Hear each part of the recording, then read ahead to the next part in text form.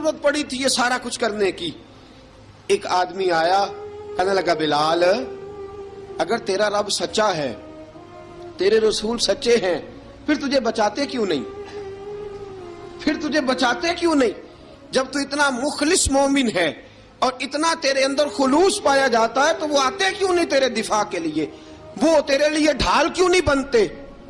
حضرت بلال حبشی کا جواب بڑا زبردست تھا۔ جناب بلال کہنے لگے میں مخلص تو ہوں، میرا رب قادر بھی ہے، لیکن فرمایا جب تم جاتے ہو نا بازار میں برتن خریدنے، مٹی کا برتن لینا ہو تو ذرا ٹھوک بجا کے چیک کرتے ہو کچا ہے کہ پکا ہے۔ فرمایا رب رسول بھی ذرا ٹھوک بجا رہے ہیں کچا ہے کہ پکا ہے۔ فرمایا میں دعا کرو میں امتحان میں پورا اتروں، دعا کرو میں امتحان میں پورا اتروں، وہ ذرا مجھے ٹھوک بجا کے چیک کر رہے ہیں، ٹھوک بجا کے۔ حضرت بلال حبشی مارا ستایا تینوں لب دیاں آپ گواچے سانو اپنی خبر نہ کوئی، ساتھوں پارے ککھ گلیاں دے سانو آخ دے لوگ شدائی، ننگ نموس دا ساڑ کے چولا گل پہنے تاج گدائی، آزم اپنا آپ گوایا تاں یار نے چاتی پائی۔ حضرت بلال حبشی اتنی مار اتنی تکلیفیں۔ اچھا حضرت صدیق اکبر گزرے۔ اچھا ایک بات اور لکھی ہے سیرت نگاروں نے، وہ کہتے ہیں کہ ایک تو تھا نا جب تکلیف ہوتی تھی تو احد احد کہتے تھے، ایک جب کوئی کافر نظر آتا تھا نا، اس طرح بندہ چڑھاتا نہیں کسی کو، جب کوئی بے ایمان کافر نظر آتا حضرت بلال کو تو آپ فرماتے احد احد احد، اللہ ایک ہے، اللہ ایک ہے، اللہ ایک ہے، اللہ ایک ہے۔ جب کوئی نظر آتا اب وہ مارتا، پھر آہستہ آہستہ وظیفہ پاک گیا، پھر سارا دن احد احد چلتا رہتا، سارا دن احد احد چلتا رہتا۔ حضرت صدیق اکبر گزرے قریب سے، بڑی تکلیف ہوئی۔ جناب ابو بکر صدیق رضی اللہ تعالیٰ عنہ نے کہا بلال اونچی ذکر نہ کیا کر، آہستہ کر لیا کر، اونچی آواز میں مارتے جو ہیں تجھے تو اس طرح کر، ذرا ذکر دو ہے نا، ایک ذکر جلی ہے ایک ذکر خفی ہے، تو دل میں ذکر کر لیا کر، اونچا نہ کیا کر، مار سے تو بچ جا۔ تو بلال نے کہا ٹھیک ہے، آپ نے جو نسخہ دیا اس پہ عمل کروں گا۔ 2 دن حضرت بلال حبشی نے دل میں ذکر کیا، مار ہی نہیں پڑی، مار ہی نہیں پڑی۔ جفا جو عشق میں ہوتی ہے، اقبال کہتا ہے جفا جو عشق میں ہوتی ہے وہ جفا ہی نہیں، ستم نہ ہو تو محبت میں کچھ مزہ ہی نہیں۔ حضرت بلال کو مارنا نہ پڑی، 2 دن مار نہ کھائی، تو تیسرے دن امیہ داخل ہوا تو کہنے لگے احد احد احد، اس نے پھر پکڑ لیا درہ، پھر اٹھایا کوڑا، پھر لگا مارنے۔ جناب حضرت بلال حبشی رضی اللہ تعالیٰ عنہ کو مار پڑ رہی ہے، جناب صدیق اکبر گزرے، کہا بلال تجھے منع کیا تھا، تو پھر شروع ہو گیا ہے۔ کہا حضور آہستہ ذکر کرنے میں مزہ ہی نہیں آتا، یہ مجھے مارتے نہیں، کسی کو کیا پتا چلے گا کہ بلال پہ سختیاں ہو رہی ہیں۔ حضرت بلال حبشی، اب سیدنا صدیق اکبر فرماتے ہیں کہ رسول پاک گزرے، بلال کو مار پڑ رہی تھی، میرے حبیب پاک کی آنکھوں میں آنسو آ گئے۔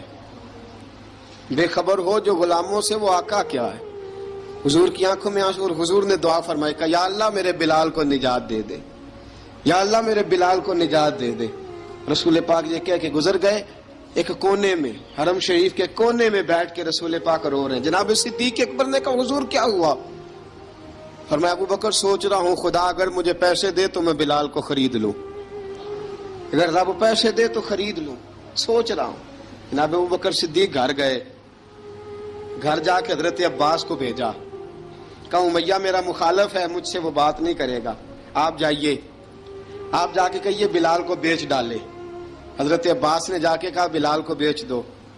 کہنے لگا میری قیمت بہت زیادہ ہے، 50 دینار کا میں نے خریدا ہے اور میں منافع لے کے بیچوں گا۔ حضرت عباس نے آ کے جناب صدیق اکبر کو بتایا تو ابو بکر صدیق فرمانے لگے چل مجھے ساتھ ہی لے جا، دیکھ لیتے۔ پہنچے، جب ابو بکر صدیق کو آتے دیکھا نا تو چڑ گیا، کہنے لگا ابو بکر اگر تو بلال کو خریدنا چاہے تو وہ جو تیرے پاس رومی غلام ہے وہ مجھے دینا پڑے گا، 2 لونڈیاں اس کے ساتھ دینی پڑیں گی، اور یہ 50 دینار کا ہے، میں تجھ سے 2000 دینار لوں گا، 50 دینار کا ہے 2000 دینار لوں گا۔ حضرت صدیق اکبر رضی اللہ تعالیٰ عنہ نے فرمایا مجھے منظور ہے، مجھے منظور ہے، منظور ہے مجھے۔ تو ابو بکر صدیق نے وہ تینوں غیر مسلم غلام لیے، 2000 دینار لیے۔ حضرت عباس نے بھی کلمہ نہیں پڑھا تھا، کہنے لگے ابو بکر تو کامیاب تاجر ہے، کیا کرنے لگے ہو؟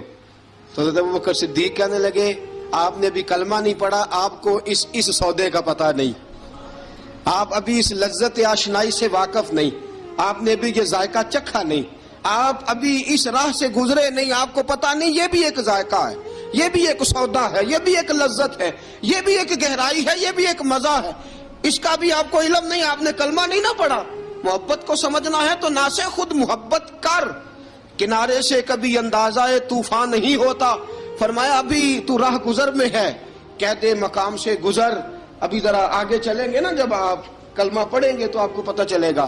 حضرت سیدنا بلال حبشی کو لینے کے لیے صدیق اکبر پہنچے، 2000 دینار، 3 غلام پڑھے لکھے سیانے سمجھدار، جب دیے نا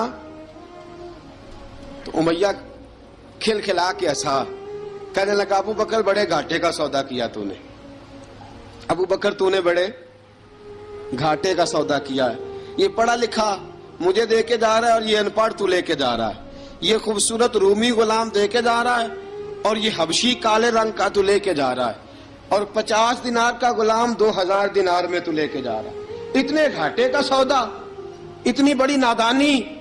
حضرت جناب سیدنا صدیق اکبر رضی اللہ تعالیٰ کہنے لگے امیہ تو کافر ہے، لیکن تو نے ابھی بھی پیسے تھوڑے مانگے ہیں، تو نے بلال کا رنگ دیکھا ہے، میں نے مصطفیٰ کے عشق کا رنگ دیکھا ہے۔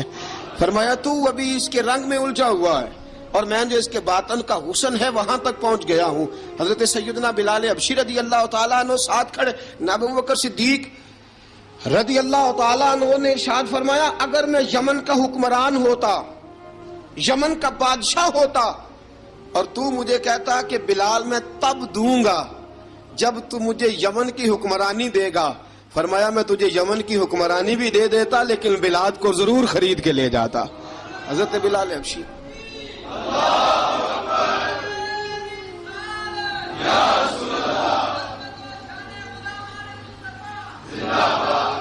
جناب سیدنا بلال حبشی، حضرت سیدنا ابو بکر صدیق فرماتے ہیں جب میں بلال کو لینے گیا تو حال پتہ کیا تھا؟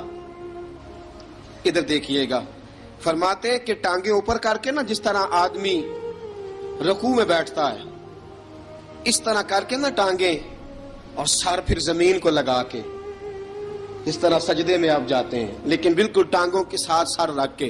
فرماتے 4 بھاری چکیاں ریت پہ حضرت بلال تھے، ان کے اوپر چکیاں رکھی ہوئی تھی، اور فرماتے ہیں حضرت بلال تھوڑی تھوڑی حرکت کرتے تھے تو وہ چکیاں جسم کے ساتھ لگتی تھی نا، پارٹ ان کے، فرماتے زخم بن گئے تھے، خون نکلتا تھا۔